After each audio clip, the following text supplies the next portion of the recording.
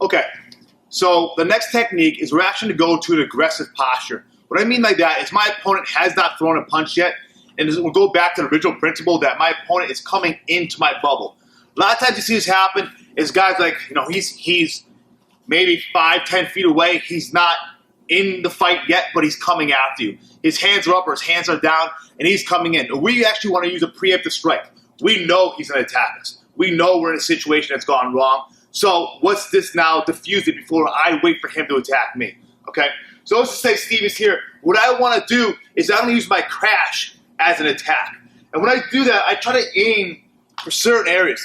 Could be his face, could be his shoulder, could be his sternum. I'm actually just trying to get in there, create a strong connection to his body, but hurt him while I do it. So if he's coming up, I'm just boom, jamming into that spot where I actually just hit everything I've got that just right into his sternum. Obviously, I'm aiming for Steve's chest right now.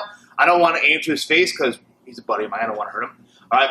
But what we can do from that position is once we get in that crash, now we can set up those strikes again. We can set the takedowns. You'll see later. So it's a very great way to, to get into our opponent when we know he's going to fight us. We know he's coming in, but we don't want to wait for that punch. Okay. So one more time, he's coming in. Boom, I'm crashing. Then again, my knee strikes, elbows, whatever.